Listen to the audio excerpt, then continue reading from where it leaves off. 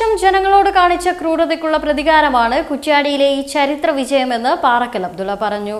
ഈ വിജയം കുറ്റ്യാടിയിലെ ജനങ്ങൾക്ക് സമർപ്പിക്കുകയാണെന്ന് പാറക്കൽ അബ്ദുള്ള പറഞ്ഞു. ഇത് എല്ലാ ജനങ്ങളുടെയും കക്ഷി രാഷ്ട്രീയത്തിന് അതീതമായി കേരളം മുഴുക്ക ഒരു ട്രെൻഡാണ് ഉണ്ടായത്. അതൊരു ഒരു സുനാമി, ഏതാണ്ട് 100 സീറ്റിന് മേലെ. കുറ്റ്യാടിയിൽ 11,000 വോട്ടിന്റെ ഭൂരിപക്ഷം എന്ന് പറയുന്നത് നിങ്ങൾക്കൊക്കെ അറിയാം.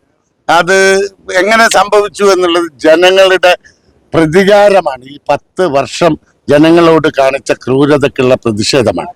ഇത് കുറ്റ്യാടി, ഞാൻ ഈ വിജയം കുറ്റ്യാടിയുടെ ജനങ്ങൾക്ക് സമർപ്പിക്കുക.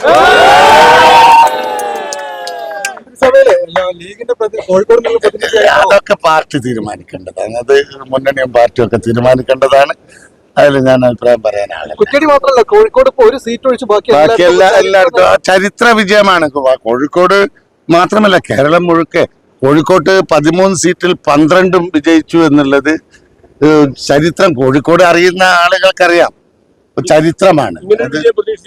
ഞങ്ങളിത് നേരത്തെ 13-ൽ 13 ഞങ്ങൾ കോഴിക്കോട് ഞങ്ങളുടെ ഒരു ധാരണ. പക്ഷെ ഇങ്ങനെ വരും എന്ന് ഞങ്ങൾ പ്രതീക്ഷിച്ചിട്ടില്ല, സത്യം പറഞ്ഞാൽ. ഒരു സീറ്റ് നഷ്ടമായല്ലോ.